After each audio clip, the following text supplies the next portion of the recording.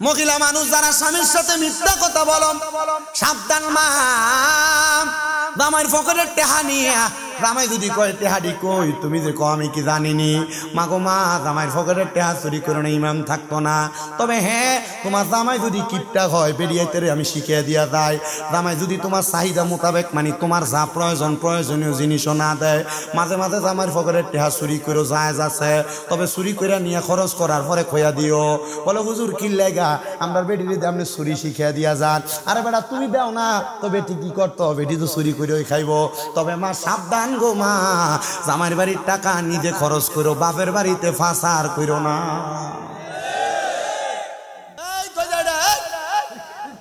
দুই নম্বরে যাইতে পারেন ছুটি। মা বোনদের কাছে বলবো, তাহলে জামাইয়ের বাড়ির টাকা বাবার বাড়িতে পাচার করা জোরে কো যাবে। জামাইয়ের টাকা বাবার বাড়িতে পাচার করা জোরে কোন যাবে। কেন বলেন বাবা? অনেক প্রবাসীরা লাখ লাখ টাকা কামাই করে বিদেশ থেকে পাঠায়। স্বামী অনেক টাকা ইনকাম করে, আপনার স্ত্রী আপনার কাছে আবদার করে এই মাসে তুমি বেতনটা ফারাইলে 5,000 টাকা একটু বাড়াইয়া ফাড়াইও। কয় কি লাগা? আমার ভাই কইছিল তার একটা মোবাইল কিনা দিবার লাগা। ও জামাই গো, তুমি আমার ভাইটার লাগে একটা মোবাইল ফাটাইও। আমার বোনটা কইছিল মানে তোমার শালি কইছিল তার একটা 3 পিস কিনা দিবার লাগা। জামাই এটার জন্য বাধ্য করে, ওইটার জন্য বাধ্য করে। স্বামীর টাকা দিয়ে নিজের মা বাপরে ডাক্তার দেখায় এমন অনেক বেরিয়াইতে আছে। আব্বারে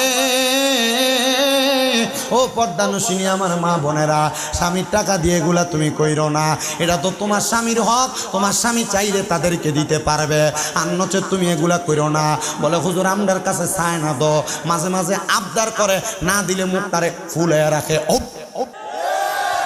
রাত্রবেলা বিছানা আলাদা করে দেয়, মাঝখান দিয়ে কোলবালিশ দিয়া দেয়। এমন বেরিয়াই তো সোনার বাংলাদেশের বাহুবলের বক্তারপুরে একটাও নাই। আসেন আমার বাবাজিরা বন্ধুরা, স্ত্রী যারা এমন কর্মকাণ্ড করেন বড় সাবধান এই ব্যাপারে। স্বামীর আদেশ মানবা, স্বামী যা বলবে তা শুই না চলবা। স্বামীর কথার উপর কথা বলবা না, স্বামীরে ধমক দিবা না, স্বামীর কথার বাকিরে বাড়ি থেকে বের হইবা না। বলে হুজুর কেন এই কথা বললেন? আমি বলছি বাবা, একটা মহিলা তার স্বামীর আদেশ ছাড়া বাবার বাড়িতেও যাইতে পারবে না, কিন্তু আপনার বেডি দি বাবার বাড়ি দূরের কথা, প্রতি সপ্তাহে সপ্তাহে চটফটি ফুচকা খাইবার লাগে না গেলে বেডির মা তো ঠিক থাকে না। আমার মুরব্বী বাবাদেরকে জিজ্ঞাসা করবেন, তারা তাদের স্ত্রীদেরকে যেই কাপড় নিজে পছন্দ করে আইনা দিত এই কাপড়ই তারা বাড়িতে পরতো। আর এখনকার বেরিয়া তুমি আমার টেহা আমারে দেলাও, আমি নিজে মার্কেটে যা কিনে আনবো। মার্কেটে যা চকচকা লাইটের আলোতে কিনে আনে, বাড়িতে দেখে দেপের মার্কা জামা, আরো 2বার 3বার বাজারে যায় ফাল্লাইবার লাগা। আপনারা কোন এমন জাতের ভিডিও আছে না? না ও মা, এই জন্য সোনালী দিন আর নাই গো, এই সোনালী দিন দুনিয়া থেকে চইলা গেছে। এই ব্যাপারে সাবধান হও, স্বামীর আদেশ মানো, স্বামীর কথা শুই না চলো। এ আব্বুজি, আপনার বউ যদি আপনার কথা না শোনে, আপনি তাদেরকে সুন্দর করে বুঝাইবেন। আমরা বেড়াইতের খাচ্ছ তো তত বালা না, আমরা মাঝে মাঝে বেরিয়েতের মা বাপের নাম তুইলেও গালাগালি করেন, কথা কন না? নাম তুলে গালাগালি করে এমন বেড়াও আছে না নাই? আব্বা সাবধান, আমার নবীর ঘোষণা, এ পুরুষেরা তোমরা তোমাদের স্ত্রীদের মা বাবার নাম তুলে গালি দিবা না। নবী গো কেন? আমার নবী কয় আমি নবী হইলাম মহিলাদের বাবা। আরে আব্বুজি, তুমি যদি তোমার স্ত্রীদের মা বাবার নাম তুলে গালি দাও, গালিটা যায় রহমতের নবীর উপরে পড়ে। বলে হুজুর আমি গাইলেন না, একটু থেকে একটু হইলে দুরুম করে ছটকনা মারে, এমন বেড়াও বর্তমান সমাজে আছে না নাই? এ বাবা অভাব নাই। নবীজির আরেকটা ঘোষণা, তোমরা তোমাদের স্ত্রীদের গালের মধ্যে আঘাত করো না, মাইরো না। নবী গো কেন? আমার নবী কয় এই স্ত্রীরা তোমাদের কাছে সাময়িক সময়ের মেহমান মাত্র, আমার আল্লাহ তাআলা আবার তাদেরকে আমার আল্লাহর কাছে ফিরিয়ে নিয়ে যাবে। ও বাবা রে, ও নবীর উম্মতের দল, আশিক রাসূল ভাই বাবারা, তোমরা স্ত্রীদেরকে মাইরো না। পর্দানুশিনী আমার মা গো, স্বামীর আদেশ অমান্য কইরো না। তোমরা তো স্বামীরে দমক দাও, স্বামীরে গালাগালি করো। নবী আমার কয়, আমি নবী জান্নাতের মধ্যে যখন প্রবেশ করলাম মেরাজে যাওয়ার পর, আমি জান্নাত দেখলাম বড় সুন্দর, কিন্তু জাহান্নামে প্রবেশ করার পরে আমি নবী তাকায়া দেখলাম রে 3 প্রকারের মহিলাদেরকে জাহান্নামের আগুনে শাস্তি দেওয়া হইতেছে, বলেন না কয় প্রকার? নবী গো 3 প্রকারের মহিলা কারা? আমার নবী কয় 1 প্রকারের মহিলা যাদের জিহ্বার মধ্যে গরম কেশি দিয়া তাদের জিহ্বা কাটা হইতেছে। নবী তারা কারা গো? তারা কারা আপনি বলেন না? আমার নবী কয় ওই মহিলা যেই মহিলা তাদের মুখ দিয়া তাদের স্বামীকে তাদের সন্তানরে অভিশাপ দিছে, গালাগাল করছে। এমন অনেক মহিলা আছে স্বামী সন্তান কোনো কিছু করুক আর না করুক, স্বামী সন্তানরে ডাইরেক্ট কয় তোর উপর খোদার গজব করো, খোদায় তোরে খাইতো, এমন জাতের গজব দেয়, লানত দেয়, গোলামের ফুটকে গালিগালাজ করে। এমন মহিলাও বর্তমান সমাজে আছে না নাই? ও ভাইরা, আল্লাহর রাস্তায় আপনাদেরকে বলি, আপনারা আপনাদের মেয়েকে, আপনার বউকে, আপনার মাকে, আপনার বোনকে এমন গালিগালাজ অভিশাপ দেওয়া থেকে দূরে রাখবেন। এ বাবা, আমার নবী কয়ে 3-2 নাম্বার আরেক প্রকার মহিলা দেখছি গো যাদের মাথার চুলগুলাতে ঝুলাইয়া ঝুলাইয়া আগুনের উপর সেক দেওয়া হইতেছে। নবী তারা কারা গো? আমার নবী কয়ে তারা হইল ওই মহিলারা যারা দুনিয়াতে চুল যখন বাঁধছে ওটার কুজের মতো, মানে গরুর চুডির মতো ওটারে এমনভাবে চুলটা বাঁধছে। ও আব্বুজি দেখবেন আপনার মাইয়া, আপনার বউ, আপনার বইনে মাথার চুল যখন বাঁধে তাদের কপাল থেকে চুল থাকে অনেক উঁচা। এটার কারণে এদের চুলের মধ্যে দূরে দূরে এদেরকে আগুনে সেক দেওয়া হবে। সাবধান রে বাবা, এমন কাম যেন তোমার মা বোনেরা না করে। সাবধান গো বক্তারপুরের মা বোনেরা, এমন কাম তোমরা কইরো না। আমার নবী কয় আরেক প্রকার মহিলা দেখছি রে যাদের স্তনগুলার মধ্যে গরম রড লাগাই দিয়া আগুনে ঝুলানি হইতাছে, আগুনের মধ্যে সেঙ্গানি সেক দেওয়া হইতেছে। নবী গো তারা কারা? যাদের স্তনের মধ্যে গরম লোহার রড লাগিয়ে সেক দেওয়া হইতেছে। বলে ওই মহিলা হলো তারা যারা পোশাক পরে উলঙ্গ ছিল, পোশাক পরে উলঙ্গ ছিল। বলে হুজুর কেমনে গো পোশাক পরে উলঙ্গ ছিল? আপনার মা, আপনার বোন, আপনার বউ, আপনার ভাই, আপনার স্ত্রী, আপনার মাইয়া দেখবেন এমন জামা কাপড় পরে টাইট ফিটিং, এই জামার উপর দিয়ে তাদের শরীরের অবস্থা বোঝা যায়। এমন বোরকা পরে বোরকার উপর দিয়ে তাদের শরীরের আকার আকৃতি বোঝা যায়। এ পর্দার অন্তরালের মা, এ বক্তারপুরের আমার আম্মুজিরা গো, তারা টাইট ফিটিং জামা পরো, ছোট ছোট জামা কাপড় পরো, তোমাদের ব্যাপারে আল্লাহর নবীর বড় সতর্কতা। ছোট জামা পইরো না, টাইট ফিটিং জামা কাপড় বোরকা পইরো না। এটা যদি করো, তোমরা পোশাক পরে উলঙ্গ থাকো, আল্লাহর নবী কয় তাদেরকে স্তনের মধ্যে গরম লোহার রড লাগিয়ে সেক দেওয়া হবে। এই জন্য আপনারা বলেন বাবারা, আমরা মহিলাদেরকে আমরা পর্দা করানোর দরকার আছে না নাই?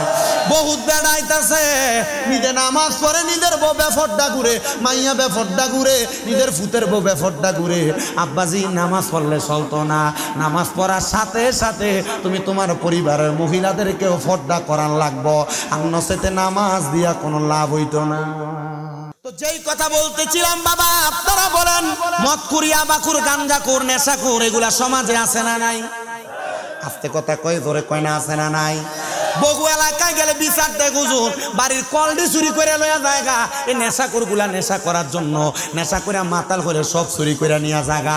আপনারা বলেন এমন নেশা করার জ্বালায় সমাজের মানুষ বড় অতিষ্ঠ হয়ে গেছে। এই নেশাখুর গুলা পতন হওয়ার দরকার, কিন্তু এরা পতন হবে না, এরা পতন হবে না, এরা পতন হবে না। কারণ নেশাখুর গুলা নেশা করতে করতে এদের নিজের সেন্সলেস হয়ে যায়, ব্রেন শক্তি হারায় ফেলে। কথা কন্যা ঠিক কিনা? এই জন্য যারা কখনো নেশা করবে না রে নেশা, ওই ব্যক্তিগুলা জান্নাতের সারা বান্তা হুরা পান করতে পারবে। যারা নেশা করো তোমরা একটু সাবধান হও। বলো হুজুর আমি নেশা করি না, মাঝে মাঝে একটু সিগারেট খাই। আমি বহুত সিগারেট খাই না রে বেটারে জিগাইলাম, কিরে আব্বা তুমি যে সিগারেট খাও এটা কি তোমার কাছে কেমন মজা লাগে? এটা তো স্বাদ মাত কোনো কিছু মনে হয় নাই? কয় হুজুর এটা খাইলে বালা লাগে, হুজুর এটা খাইলে যে শক্তি হয় আমার মনে হয় 2টা কবুতর খাইলে শক্তি হয় না। আপনারা কোন আব্বা এমন জাতের বিড়ি করো সমাজে আছে না না? সিগারেট খানাটা ছাড়ো ছাড়ো। আমার নবী কয় 3 ব্যক্তির 3 সময় ইমাম থাকে না, 3 ব্যক্তির 3 সময় ইমাম থাকে না। নবী গো কোন 3 ব্যক্তি আপনার কাছে জানতে চাই? নবী কয় 1 নাম্বার যখন কোন নেশা করে, নেশা করে, নেশা করার সময় যখন নেশা করে নেশার ভোর কাটার আগ পর্যন্ত তার ইমান থাকে না, ওই সময় যদি সে ব্যক্তি মারা যায় কাফের হইয়া মারা যাবে, কাফের। এই জন্য সাবধান, নেশা কইরো না, বিড়ি সিগারেট খায়ও না, এগুলা খায়া খায়া তুমি নিজের জীবনকে ধ্বংস বানাইতাছ। 2 নাম্বার কোন চোর যখন চুরি করে ওই চুরির মাল তার কাছে যতক্ষণ পর্যন্ত থাকে, চুরি করার নিয়ত করা থাইকা চুরি করার পর পর্যন্ত চুরির মাল যতক্ষণ তার কাছে থাকে ততক্ষণ ওই চোর ব্যক্তির ঈমান থাকে না। তাহলে বললাম 2 নাম্বার, চোর চুরি করার সময় ঈমান থাকে না, নেশা করার সময় ঈমান থাকে না। 3 নাম্বার, জিনা করার সময় ঈমান থাকে না। বলে হুজুর জিনা করার সময় ঈমান থাকে না, এটা আবার কেমন কথা? এ যুবক, তুমি মনে করো বেরিয়েতে লোকে মেলামেশা করলে শুধু জিনা হয় না। জিনাখোর, তুমি তোমার চোখ দিয়া কোনো পরনারীর দিকে তাকাইলে তোমার চোখের জিনা হয়। তোমার মুখ দিয়া কোনো পরনারীর সঙ্গে কথা বললে মুখের জিনা হয়। কোনো নারীর সঙ্গে মিলিত হওয়ার জন্য ফাও দিয়া হাইটটা গেলে ফায়ের জিনা হয়। কোনো নারীর হাতের মধ্যে, পরনারীর হাতের মধ্যে, শরীরের মধ্যে তোমার হাত দিয়া টাচ করলে তোমার হাতের জিনা হয়। এই জন্য যুবক ভাই, প্রেম দে মারাও প্রেম। এই প্রেম করার সময় যে মাইয়া ফানের লগে, ফুরি ফানের লগে কথা কও, তোমার তো মুখের জিনা হয়। তুমি যে চোখ দিয়া তাকাও, তোমার চোখের জিনা হয়। তুমি যে নাক দিয়ে কান দিয়ে কথা শোনো, কানের জিনা হয়। আবার মেলামেশা যারা করে, জামাই বিদাস, বহু বেরিয়া পরকীয়াতে আসক্ত, আমার বহু বেডারা ঘরে বউ তুইয়া পরকীয়াতে আসক্ত। আপনারা কোন এমন জাতের জিনাখোর আছে না নাই? আপনারা বলেন এমন অবস্থা বর্তমান সমাজে আছে না নাই? এ বাবা বলেন আছে না নাই? আব্বাজি, এমন সমস্যার অভাব নাই। এজন্য নবীজি বলে দিয়েছে, জিনাখোর যখন জিনা করে, জিনা করার সময় তার ঈমান থাকে না। ও নবী গো, বুঝতে পারলাম তাহলে 3 প্রকারের ব্যক্তি পাইলাম। তাহলে বাবা, নেশা করতে সাবধান, নেশা করিস না। যদি নেশা করো সারা বান্ত হুরা পবিত্র জান্নাতের পানি পান করতে পারবা না। এবার আসেন রে আমার ভাই, 3 নাম্বার, জান্নাতের লাবান মানে জান্নাতের দুধ ওই ব্যক্তি পান করবে। নবী গো, কোন ব্যক্তি? বলে যে ব্যক্তি কোনোদিনই পরের হক মাইরা খায় নাই। আমরা সমাজে এমন অবস্থায় আছে রে, মা বাপ মারা যাওয়ার পরে বইনের সম্পদ বাইয়ে বুঝাইয়া দেয় না। মা বাপ মারা যাওয়ার পরে ভাইয়ের সম্পদ বুঝাইয়া দেয় না। কয়েকজনে ভাইয়ের মাথা ফাটায় কিন্তু ভাইয়ের সম্পদ বুঝাইয়া দেয় না। আবার মানুষের জমি দখল করে, মানুষের সম্পদ চুরি করে খায়। আপনারা কোন এমন পরের হক মারিনার অভাব দেশে আসেনি? জমি দখল করে পরের হক যারা মারে, 1 টাকা যদি 1 টাকা, 1 স্তবক বিন্দু, একটা বালি, যেমন একটা বালি পরিমাণ কারো যদি সম্পদ মারো, এই সম্পদের 7 স্তবক তোমার গলায় ঝুলিয়ে দিব হাসরের ময়দানে। গাঁট তাল দিয়ে দাঁড়ানোর সুযোগ তোমার হবে না। জমি দখল করো, ভাইয়ের সম্পদ মাইরা খাও, নিজের জায়গার খুঁড়ি লাইরা দিয়ে একটা দূরে নিয়ে আরেকজনের জায়গা লাগাও। কবরে যদি জান্নাতের দুধ খাইতে চাও তাহলে এটা বন্ধ করো। কথা কন না কেন? ঠিক কিনা? আপনি ঠিক কইলেও ঠিক, না কইলেও ঠিক। নাম্বার, ওই জান্নাতের মধ্যে জান্নাতের মধু থাকবে, ওই নহরের ভিতরে জান্নাতের মধু। ইয়া রাসূলুল্লাহ, নবী, ওই জান্নাতের মধু কারা পান করবে গো? আমার নবী ডাক দিয়া কই, ওই জান্নাতের মধু তারা পান করবে যারা কোনোদিন তাদের জবান দিয়া মিথ্যা কথা বলে নাই, ফায়সা কথা বলে নাই। আপনার বন্ধু বান্ধব চলার পথে একজন আরেকজনকে অটোমেটিক গালিগালাজ করেন, একজন আরেকজনের সঙ্গে মিথ্যা কথা বারবার বলেন। একটা মিথ্যা কথারে ঢাকনা দিবার লাগা 14টা মিথ্যা কথা কয়। আপনারা কোন কথায় কথায় গালি দেয়, এমন জাতের মুসলমানও আছে না না? আপনার ভাইয়া বন্ধুর ভিতরে দেখেন এমন কথা কইলে কথায় কথা গালি মারে। ভাত খাইতে বসি লগের রুমে বইয়া বই এক কারতার গালি দেয়, কথায় কথা মিশা কথা কয়। এ বেটেন যারা শুনো, বেডিয়েত বেশি জামাই লগে মিশা কথা কয়, এজন্য এই কথাটা তুলতেছি। তাহলে বাবা এবার একটু মনোযোগ দিয়ে শুনেন। আমি জান্নাতের বর্ণনা দিতে যাই এতগুলা কথা বলছি, জান্নাতের নদীর বর্ণনা দিতে যাইয়া ও বাবা, যেই জান্নাতের ভিতরে এত মজা, আপনারা বলেন আমরা সবাই ওই জান্নাতে যাইতে চাই কি চাই না?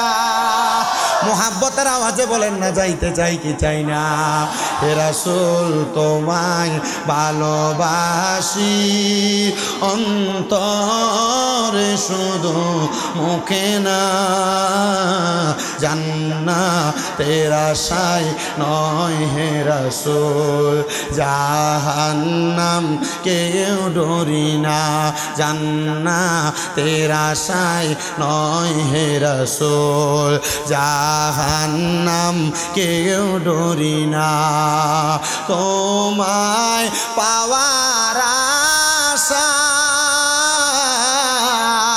মন ছুটে যায় মদিনায়, এই অদমের আরজি শোনো, একবার দেখা দাও না, হে রাসূল তোমায় ভালোবাসি, অন্তরে শুধু মুখে না, জান্নাতের আশায় নয় হে রাসূল, জাহান্নাম কেউ ডরি না, জান্নাতের আশায় নয় হে রাসূল, জাহান্নাম কেউ ডরি না।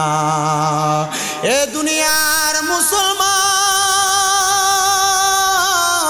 এ নবীর উম্মতের দল, এবার সাহাবায়ে কেরাম দিগায় নবী গো আপনি যে জান্নাতের বর্ণনা দিছেন ওই জান্নাতটা দেখতে কেমন আপনি বলেন না। আমার নবী ডাক দিয়া কয় ওই জান্নাত বড় সুন্দর রে, ও নবী গো ওই জান্নাতের মধ্যে আমরা কতদিন থাকব? আমার নবী কয় খালিদিনা ফিহা আবাদা, ওই জান্নাতের মধ্যে তোমরা চিরস্থায়ী বাসিন্দা হইয়া থাকবা, আবাদা বের হতে চাইবা না। বলে হুজুর জান্নাত থেকে বের হতে চাইবে না, তাহলে বলেন না গো ওই জান্নাতের মধ্যে কারা কারা থাকবে? আমার নবী বলেন ওই জান্নাতে তারা থাকবে, বলেন রাদিয়াল্লাহু আনহুম ওয়া রাদু আন, যালিকা লিমান খাশিয়া রাব্বা। জবান খুলে উচ্চ কণ্ঠে জোরে জোরে পড়ি আল্লাহু আকবার। ওই জান্নাতে কারা থাকবে? নবী আমার আল্লাহর কোরআনের সূরা বাইয়িনার শেষ আয়াতের শেষ অংশে বলতেছে, এ দুনিয়ার মানুষ শুনো রে, ওই জান্নাতের মধ্যে তারা থাকবে যারা আমার আল্লাহকে খুশি করেছে, আর আমার আল্লাহ যারার প্রতি খুশি হয়েছে তারাই ওই জান্নাতের মধ্যে থাকবে। আল্লাহ তারা কারা? কয় যালিকা লিমান খাশিয়া রাব্বা, আল্লাহকে সবচাইতে বেশি ভয় করে যারা। আমি জানতে চাই বাবা আপনারা বলেন আল্লাহরে যারা ভয় করে তারা কোনোদিন সুদ খায়নি? আমরা সমাজের মানুষের সুদ খুঁটিরে ধরে নিয়ে মসজিদ কমিটির সভাপতি বানায়, এই সুদখোর ঘুষখুটিরে ধরে নিয়ে মসজিদ কমিটির সেক্রেটারি বানায়। আসেনি রে বাবা? আরে এলাকার সর্দার মাতাব্বরির দায়িত্ব সুদ করার ঘুষখুটিরে দেয়। আব্বারে এরা কেমন নির্লজ্জ, সুদ খাইয়া ঘুষ খাইয়া পরের হক মাইয়া খাইয়া এরা যায় মসজিদের কমিটি হইবার লাইগা, এরা যায় এলাকায় সর্দারি আর মাতাব্বরি করবার লাইগা। সুদ খাইও না রে, খাইও না। আল্লাহর নবী কয় আমি জাহান্নামের ভিতরে যখন আমি মেরাবে তাকাইছি আমি এক প্রকার মানুষ দেখছি রে, যাদের ফ্যাটটি কালবুয়ুতিন একটা গড়ের মতো। আমি দেখছি তাদের ফ্যাটের ভিতরে বড় বড় সাপ যায় কলজাডির ভিতরে কামড়ায়। সাহাবায়ে কেরাম কয় নবী গো তারা কারা? আমার নবী কয় দুনিয়ার জমিনে টেহা দিয়া টেহাই বাড়া যারা, মানে সুদখোর যারা, তাদের ফ্যাটটা গড়ের মতো বড় হইয়া যাইব। এবার আপনারা কোন এই সুদখোরটির অবস্থা কি বালা না খারাপ? আসেনি? আবার বর্তমান সমাজে বেড়াইতে সুদ খায় না, বাড়ি বাড়ি বেড়ি সুদের টেহা লাগায়। বেড়িয়ে সুদখোর আছে না নাই? এ বলেন সুদখোর আছে না নাই? আবার বেরিয়ে তো খায় না, বেড়ায় তো খায় না। এলাকায় মানুষ সুদখোর কইব, এলাকা থেকে জায়গা জমি বেচা নিয়া হবিগঞ্জের বাজারে ব্যাংকে এককালীন 10-20 লাখ টাকা রেখা দেয়, মাসে মাসে ব্যাংকের থেকে তুললা তুললা খায়। এমন জাতের সুদখোর। কিম্মত আলী মারহাবা কবেডা? উচিত কথা কইলে হাদিও পাওয়া যায়। মারহাবা। সুদের ওয়াজ করে বর্তমান মোল্লারা সুদের ওয়াজ করা বুঝলা গেছে গা। এলাকাতে সুদের ব্যবসা করে না, ব্যাংকে নিয়ে এককালীন 10 লাখ টাকা রাখে, এটার নাম দিছে এফডিআর। 10 লাখ রাখলে 10 বছর পরে ডাবল করে ফেরত দেয় ব্যাংকের থেকে, এটার নাম এফডিআর। হারাম হারাম হারাম, কথা কোন না বেটা, ঠিক কিনা? ব্যাংকে রাখলে ব্যাংকের তারা বলে ব্যবসা করে দেয়। বেটা ব্যবসা করে করতে গিয়ে দেবো, তাহলে ব্যবসা করলে তুই যে করতে পারো, ব্যাংকের তারা করবো কি লেগে? জোরে কবেটা ঠিক কিনা? সুদ মুক্ত অনেক ব্যাংক আছে না? আমি বললাম কোন ব্যাংক বেটা? এই দেশের কেন্দ্রীয় ব্যাংক সুদের উপর নির্ভরশীল, এই দেশের একটা ব্যাংকও সুদ ছাড়া না। চিন্তা করতেছে হুজুর কথাটি তো উচিত নাকি? আরেক জাতের সুদ আছে, যে সুদরা আপনার বউ আপনার ফার্ম দিয়ে খাওয়ায়। বলে হুজুর এটা কোন জাতের সুদ? দেখবেন আপনার বউ আপনারা মাঝে মাঝে কয় তুমি যে যা ইনকাম করো সবই খাইয়া লাও, আমরা ছেলে মেয়ে তারা একটা ভবিষ্যৎ আছে, আয়ন আমরা ব্যাংকে একটা অ্যাকাউন্ট খুলে একটা ডিপিএস করি। তারা কোন এই জাতের সুদও আছে না নাই? হ্যাঁ আসেনি? আরে বাবা যেমনি খাও, এটা করার কারণে কবরে গেলে ফেটটা ঘরের মতো মোড়া হইয়া যাইব গা। কাল বুইও তিন বড় বড় সাপও তোমরা ফেটে কামড়াইব। হাইরে মুসলমান ও নবীর উম্মতের দল, হারাম কানা ত্যাগ করো রে, পরের হক কানা ত্যাগ করো। পারলে রাস্তায় রাস্তায় রিক্সা চালাইবা, ঢাকা শহরে বুট বাদাম বেচবা, শশা কাটটা বেচবা, তবু হারাম খায়ও না। এই হারাম টাকা দিয়া জি ফুট মানুষ করলে এই জি ফুট বড় হইলে তোমারে বাদ দিত না। সাবধান সতর্ক, সাবধান সতর্ক বন্ধু। আমি আপনাদেরকে একটা ছোট্ট ঘটনা শুনে আমার বয়ানের রীতি টানতেছি রে বাবারা। আল্লাহ তাআলার একজন বান্দা যার নাম মুসাইয়াব রাহমাতুল্লাহ আলাইহি, উনি উনার আত-তাসকিরা কিতাবের মধ্যে উনি একটা ঘটনা উল্লেখ করেছে। হযরত মুসাইয়াব রাহমাতুল্লাহ আলাইহি বলেন, আমার এলাকার মধ্যে ছোট্ট একটা বাচ্চা কোরআনে হাফেজ হইছে, কোরআনে হাফেজ, কোরআন মুখস্থ করার পর আমি একদিন তার বাড়ির সামনে দিয়া যখন যাইতেছি, আমি দেখছি ওই ছেলেটা তার আব্বার কবরের সামনে দাঁড়ায়া দাঁড়ায়া কাঁদতাছে, দাঁড়ায়া দাঁড়ায়া কাঁদতাছে।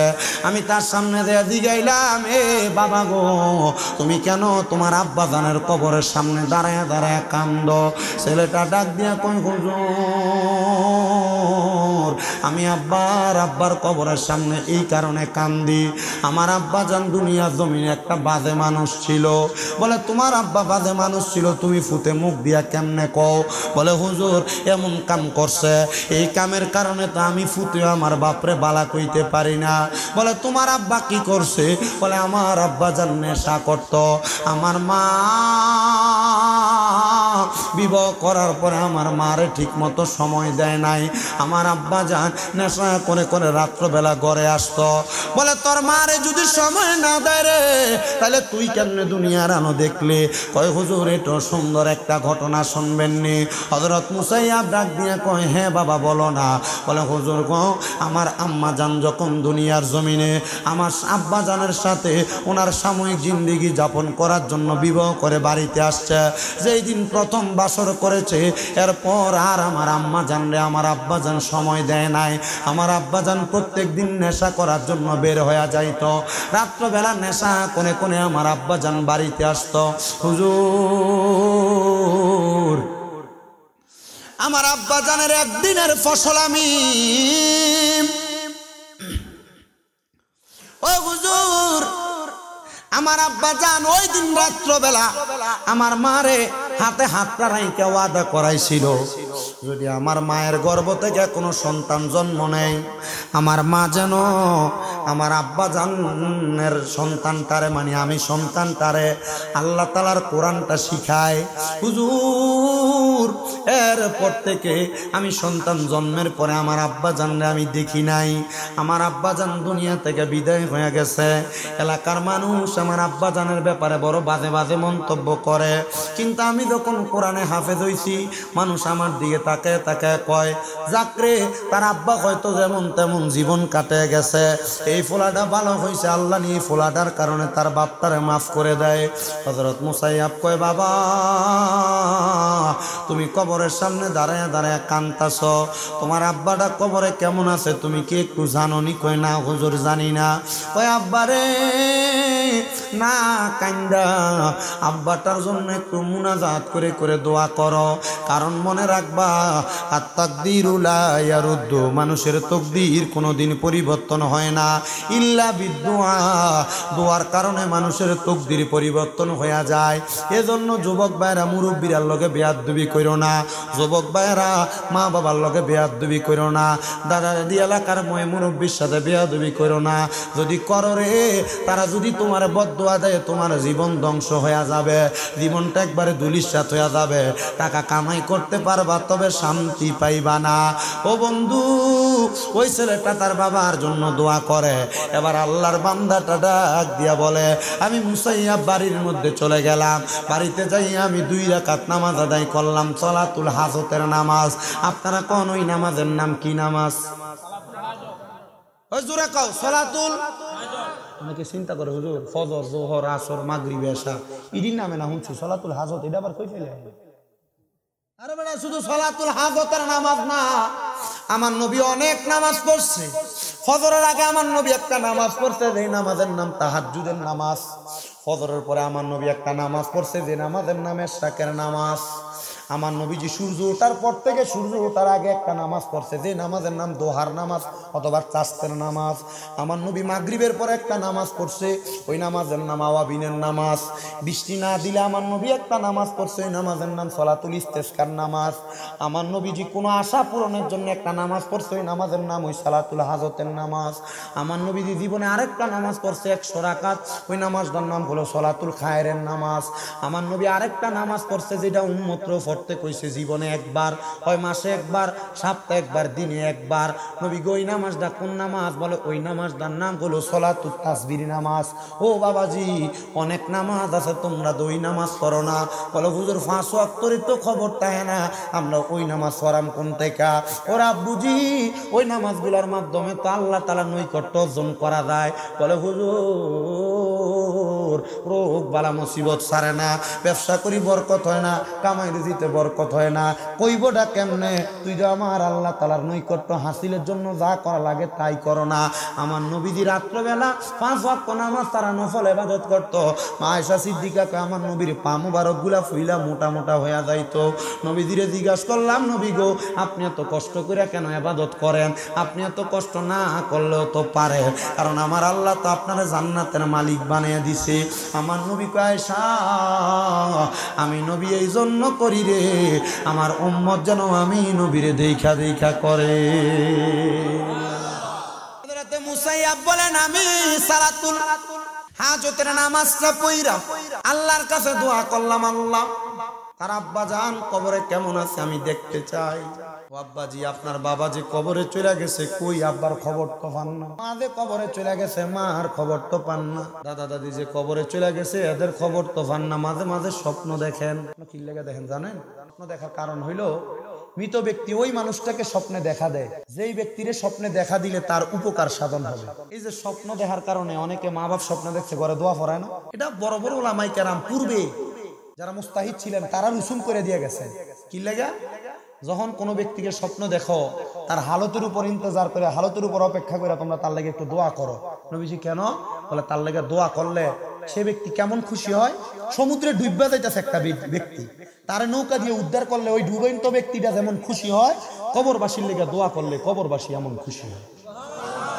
দোয়া করবা, দোয়া।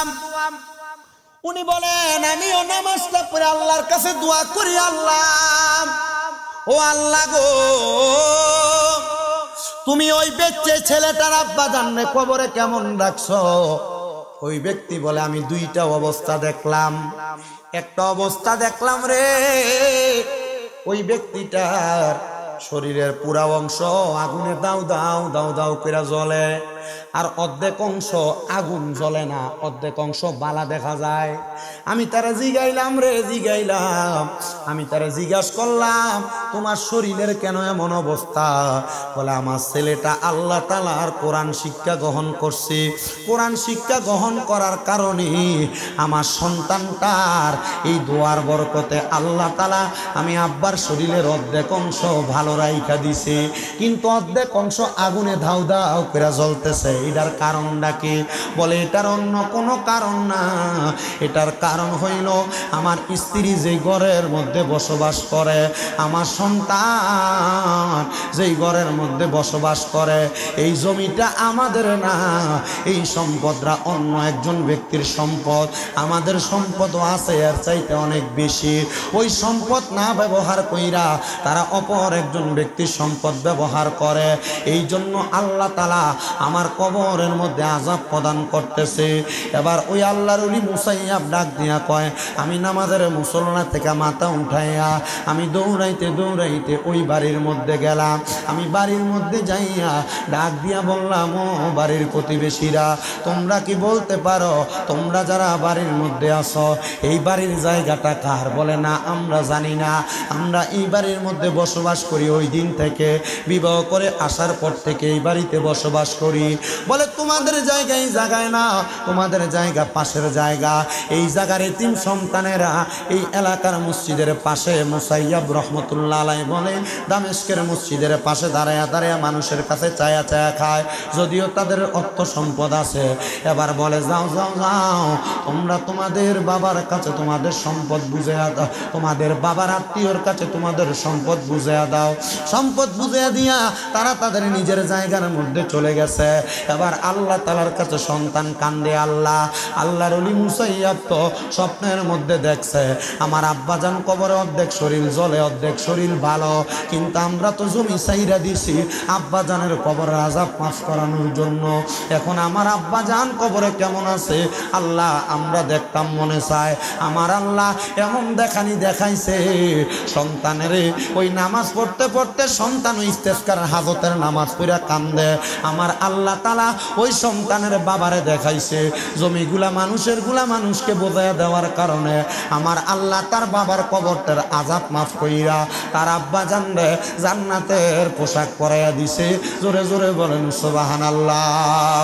আমি জানি না কোন সন্তান জানি এই মাহফিলের মধ্যে বসছো তোমার আব্বা নাই, কোন সন্তান জানি মাহফিলে বসছো তোমার আম্মা নাই। এ সন্তান, তোমার কদমের মধ্যে হাত দিয়া বলি, যদি তোমার আব্বা না থাকে, যদি তোমার আম্মা না থাকে, তোমার আব্বা আম্মা তোমার মানুষ করার জন্য নিজের রক্তরে পানি বানাইছে। আব্বা জান খেতে খামারে কাম করতে করতে কত ওয়াক্ত নামাজ ছেড়ে দিছে। আব্বা জান না জানি নামাজের জন্য কবরের আযাবে জ্বলতাছে। আমি একটু পরে মুনাজাত করার সময় তোমার আব্বা জানের জন্য কাজ করে একটু দোয়া করে দিয়া যাবো। সন্তান, তবে আমার দোয়ার চাইতে তোমার দোয়া আগে কবুল হবে। আল্লাহর নবীজির ঘোষণা, কোন সন্তানের মা বাবা মারা যাওয়ার পরে ওই সন্তান যদি রব্বির হামহুমা কামা রব্বায়ানি সগীরা ওয়া কুর রব্বির হামহুমা কামা রব্বায়ানি সগীরা বইলা তার মার জন্য বাবার জন্য চোখের মনি কোঠার মধ্যে একটা মাছির মাথা পরিমাণ পানি চাইরা দিয়া কান্দে, আমার আল্লাহ তাআলা ওই পানি মাটিতে পড়ার আগে তার মা বাবার জীবনের গুনাহ মাফ করে দেয়। কিন্তু সন্তান মা বাপ মারা যাওয়ার পরে কান্দা কান্দা দোয়া করবা দূরের কথা। এমন অনেক সন্তান আছে মা বাপরে মাটি দিয়া আসার পর থেকে এখনো আর কবরের ফারে যায় নাই। এমন অনেক সন্তান আছে মা বাপ মাটি দিয়ে আসছে, মা বাপের কবরের সামনে নিলে কবর চিনে দিতে পারতো না।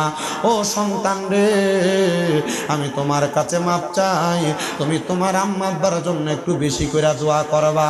কিন্তু অনেকেই তো আছে মা বাপ বাচ্চা রয়েছে ভাত খাওয়ায় না, মা বাপ বাচ্চা রয়েছে এদেরকে বেশি করে দায়ভার পালন করে না। অনেক সন্তান তোমার বউ তোমার কথার কথায় কইছে, তুমি যে তোমার মা বাপরে একা একা ভাত খাওয়াও, তোমার না আরো 2-3 ভাই আছে তারা কি লেগে খাওয়ায় না, তুমি খেল লেগে একা একা খাওয়াও। এ বেটেন শুনো গো, ও আমার আম্মুজিরা শুনো, তোমার শ্বশুর শাশুড়ি যদি বাচ্চা থাকে, তোমার জামাই যদি নিজে তারার একা একা খানা খাওয়ায়, তাইলে মনে করবা তোমার ভাগ্যটা বড় ভালা। বলে হুজুর কেন ভাগ্য ভালা রে? কারণ কোন সন্তান যদি তার মা বাবার পেছনে মাত্র 1 দিরহাম খরচ করে, আমার আল্লাহ তাআলা ওইটার লক্ষ গুণ বাড়ায়া ওই সন্তানরে দান করে। জোরে কোন সুবহান। কিন্তু সন্তান বাইয়ে বাইয়ে ঝগড়া করে মা বাপরে জুদা করে দিছে, ভাইয়ের বউয়ের সাথে ঝগড়া করে মা বাপরে আলাদা করে দিছে। মা বাপ এক সপ্তাহ ছোট ভাইয়ের ঘরে, আরেক সপ্তাহ মেজো ভাইয়ের ঘরে, আরেক সপ্তাহ বড় ভাইয়ের ঘরে ভাত খায়।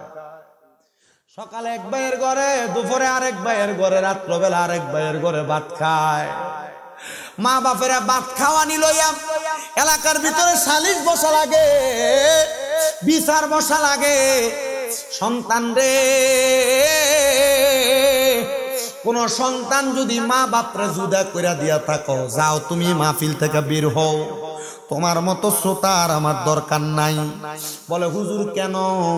কারণ মা বাপরে ভাত না দিয়া, মা বাপরে খুশি না কইরা ওয়াজ মাহফিল শুনে কোন খোদারে খুশি করতে আসছো? মা বাপ খুশি না হইলে তো আমার খোদা খুশি হয় না, আমার আল্লাহ খুশি হয় না। সন্তান এই হবিগঞ্জের সবচাইতে বড় আলেম দিয়ে ওয়াজ করাইবা, কিন্তু মা বাপরে ভাত দিতা না, কোনো লাভ হবে না। সন্তান জুদা কইরো না। কেউ যদি জুদা কইরা থাকো, তোমারে বলি, মা বাপ বুড়া হইয়া গেলে জিহ্বার স্বাদ নষ্ট হইয়া যায়। কখন কি খাইবো মা বাপ সন্তানের মুখ দিয়া ফুইটা বলতেও পারে না। কইব কেমনে রে, কইব কেমনে? কারণ মা বাপ চিন্তা করে, ফুতের যদি কই ফুতে আমার দমক দিব। নবীর হাদিসও বলে কিয়ামতের আগে মা বাপ সন্তানের ডরাইব, মা বাপ সন্তানের ভয় পাইব। এই জন্য তোমাদের কাছে আবদার, মা বাপরে আলাদা করো না। মা বাপরে বারবার জিগাইও কিটা খাইবা, কি খাইতে মন চায়। ও সন্তান, তুমি এটা কইবা দূরের কথা, তুমি বাদ দেও না, জুদা কইরা রাখছ। সন্তান দে তোর পাও আমার সামনে দে, আমি আমার জিহ্বা দিয়া তোর পাও পরিষ্কার কইরা দিমু। তবুও ওয়াদা করবি আর কোনোদিন মা বাবার মনে কষ্ট দিবি না।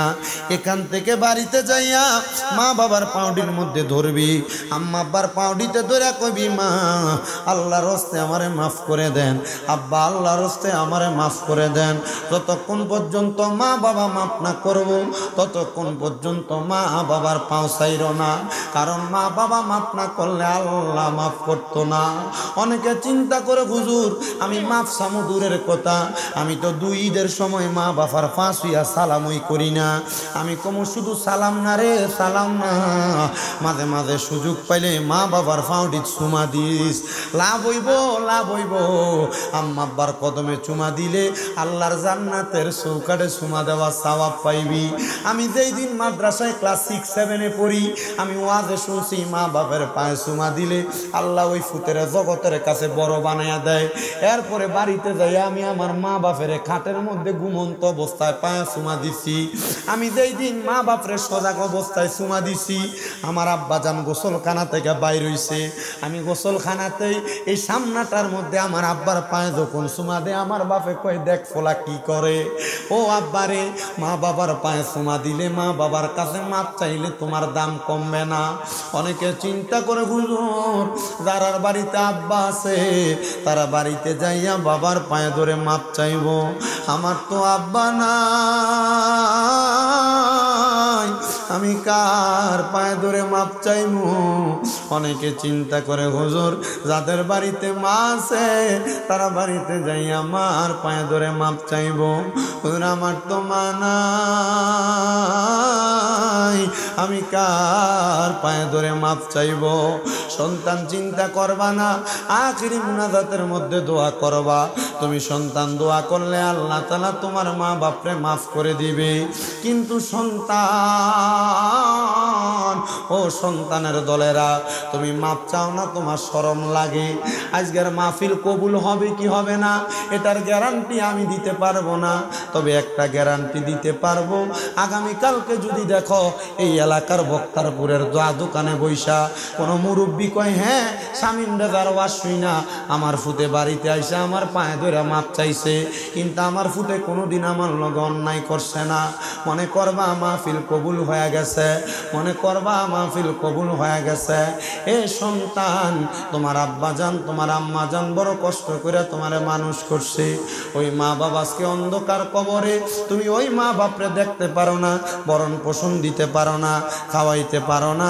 আবদার করি তোমার কাছে, আবদার করি, ওই আম্মা আব্বা যে অন্ধকার কবরে চইলা গেছে, আম্মা আব্বা যে কবরে চইলা গেছে, আম্মা আব্বার যেহেতু খাওয়াইতে পারো না, চিন্তা চিন্তা করে দেখো আম্মা আব্বা বাইচা থাকলে যদি তুমি মাসে 1000 টাকার ফল কিনা খাওয়াইতা 12 মাসে 12,000 টাকার ফল খাওয়ানি লাগতো আম্মা আব্বা যদি বাইচা থাকতো ওই আম্মা আব্বারে যদি ভাত খাওয়াইতা মাসে যদি 2000 টাকা মা বাবার পেছনে খরচ হইতো আম্মা যাইব লিবা গো মুর্শিদ কয় মোহনে মাশাআল্লাহ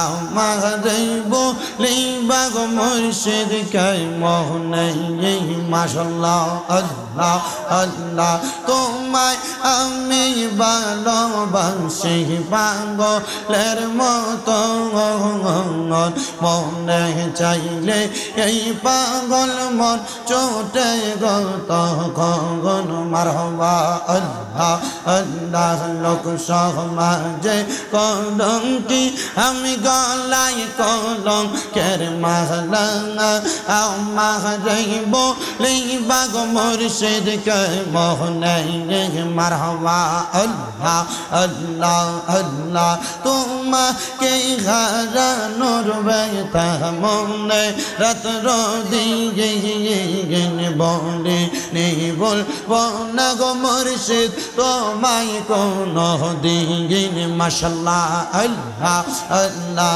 লোক সমাজে কলঙ্কি আমি গলায় কলঙ্কের মালা আম্মা যাইব লিবা গো মুর্শিদ কয় মোহনে মাশাআল্লাহ আল্লাহ আল্লাহ ববে আঙার নাই রে দগন ববে আঙার নাই রে দগন মুশকিল কুশার নাম লয় করিয়া যতন ববে আঙার নাই রে দগন মাশাআল্লাহ আল্লাহ আল্লাহ আল্লাহ নবী মুশকিল কুশা তিনেতে একজন হযরত ইমাম হাসান হোসেন দুই ভাই নবীজির রতন ববে আর নাই রে দগন মাশাআল্লাহ আল্লাহ আল্লাহ লা ইলাহা ইল্লাল্লাহু মুহাম্মাদুর রাসূলুল্লাহ সাল্লাল্লাহু আলাইহি ওয়াসাল্লাম। মাহফিল কমিটি আর কোনো কথা আছে? والسلام على رسوله الكريم ربنا ظلمنا أنفسنا وإن لم تغفر لنا وترحمنا لنكونن من الخاسرين